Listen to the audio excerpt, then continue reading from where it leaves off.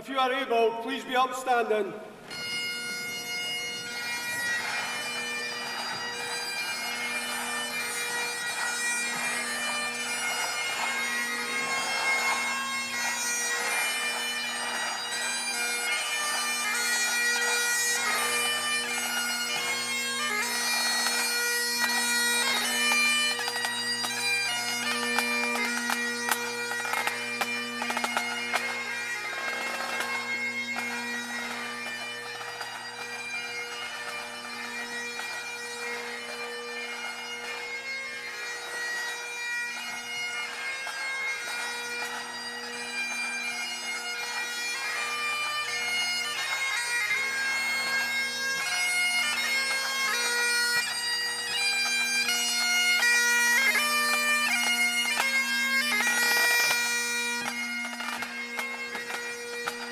On behalf of the Senatus Academicus, I welcome you all. Please be seated.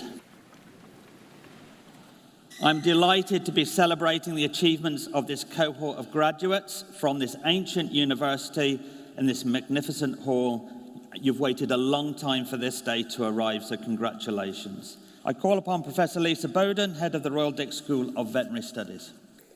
Vice-Chancellor, in the name and by the authority of the Senatus Academicus, I have the honour to present for the degree of Bachelor of Veterinary Medicine and Surgery, Veronica Yerofeva.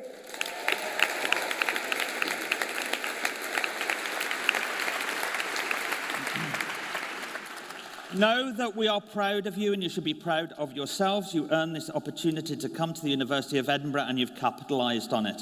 You have achieved a degree from one of the world's greatest universities and the world's greatest vet school. I call upon our student orator.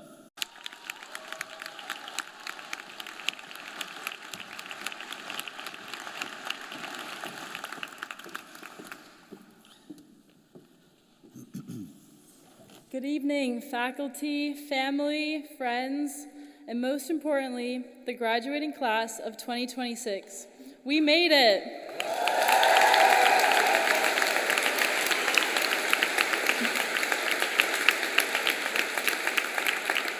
So let me walk you down memory lane because I know we all love a PCS reflection. After spending months in lockdown, we all took the leap to move away from home, whether it was a train ride away or a red-eye flight across the world.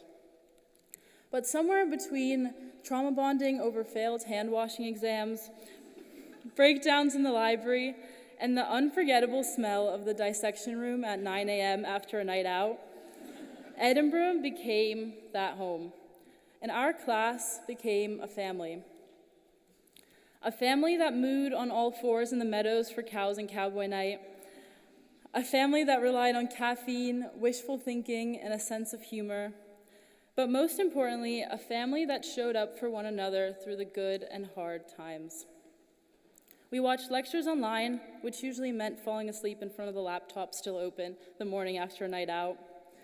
We spent hours sitting in warm labs, trying to convince ourselves we knew exactly what we were looking at in the microscopes. We thought we left parasitology behind forever, only for it to appear in every single exam for the next 3 years. And nonetheless, after 4 years, 966 lectures, and dressing up as the entire zoo outside of Roslyn in our onesies, we finally made it onto something that once seemed so out of reach: rotations. At first, we were running through the hospital like ants, trying to remember how to do that urinalysis we were taught only about 50 times for our OSCEs, or desperately trying to log into ProVet as the client was already walking into the room, thanks to factor authentication. But before we knew it, we were leading consults, scrubbing into surgeries, and actually starting to sound like we knew what we were talking about, most of the time. We still collectively squint at radiographs, trying to find the problem, and I think it's safe to say we would never bet our lives on an ECG. Let's be honest, the past 5 years have been anything but linear. Some days tested us, we cried, we doubted ourselves, and we gave more than we thought we had to give. But let's not forget the laughter, the love, and how we always found a silver lining. Our class was never afraid to ask questions, challenge old ways of thinking, and leave veterinary medicine better than how we found it. But what stands out most about our class is how much life everyone lived outside of vet school too. The Dick Days, AVS, sports stores, and even the weekly Friday pub.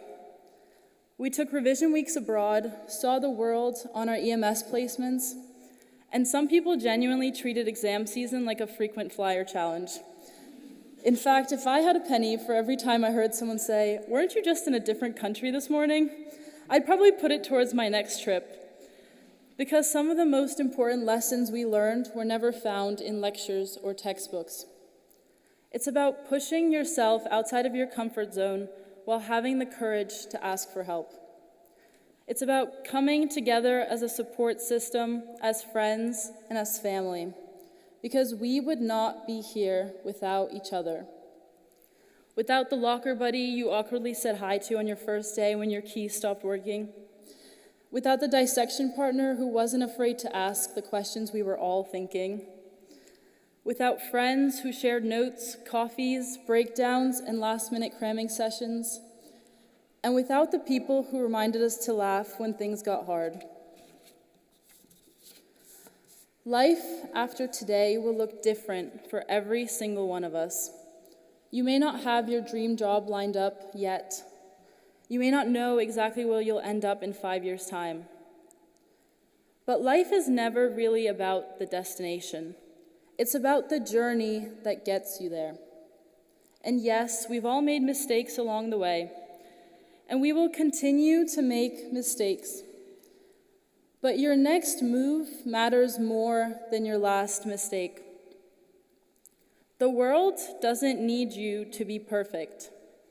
It needs you to be real. So may you have the courage to go places that scare you. As Theodore Roosevelt once said, believe you can, and you're halfway there. And looking around this room today, I'd say he was right. Because the veterinary profession is one of the hardest professions there is. We're not just caring for our patients, big or small. We care for owners, families, friends, each other, and lest we forget ourselves. We step into people's lives on some of their worst days and some of their best. We carry responsibility, compassion, grief, resilience, and hope all at once. So to the class of 2026, wherever life takes you next, clinics, farms, research labs, airports, or places you've yet to imagine, I hope you carry forward not just the knowledge this school gave you, but the kindness, resilience, and courage that got you through it. Now let's get ready for 3 rounds of applause, each one a chance to celebrate the people who made this journey so special. First up, let's cheer for our newest doctors of veterinary medicine. You've accomplished so much, and the friendships you've built here will stay with you long after today. Congratulations, doctors.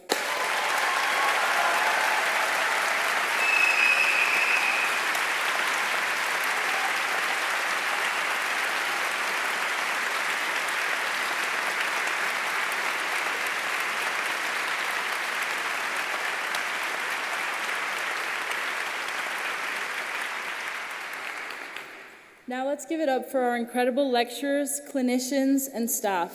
Whether it was checking in on us at the View, guiding us through our firsts on rotations, supporting our research projects, or simply getting us through the week. Your efforts have meant more than you'll ever know.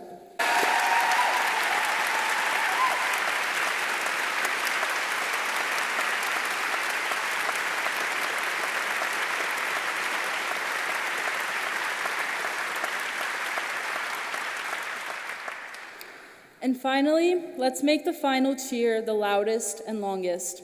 This one is for the people who stood by us long before we arrived in Edinburgh, and will continue cheering you on long after today.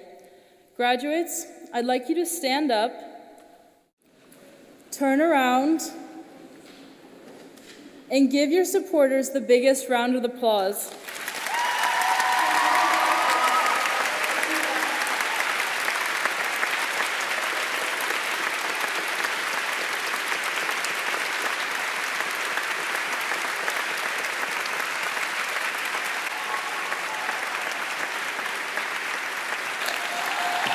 Thank you very much. Thank you, Veronica, for doing that in such an excellent way, because it's the stress of graduating and doing that. I think you need another round of applause, to be honest.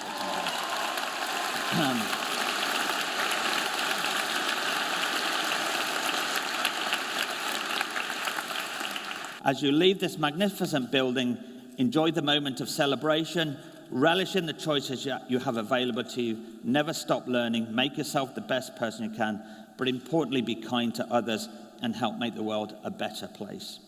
And a word about confidence and resilience. Just remember that we all reach a period in our lives, a sweet spot, if you like, where our children become independent and are no longer reliant on us financially, where our family and friends are all in rude health, and when our careers are going amazingly well. And I just want you to look forward to those 3 days. So graduates, remember, life is amazing, and then it's awful. And then it's amazing again. And in between the amazing and the awful, it's ordinary and mundane and routine. Breathe in the amazing, hold on through the awful, relax and exhale during the ordinary, and that's just living a heartbreaking, soul-healing, amazing, awful, ordinary life, and it's breathtakingly beautiful. I wish each and every graduate success and happiness for the future, and I ask my colleagues and graduate supporters to join me again in applauding this wonderful collection of graduates. Congratulations.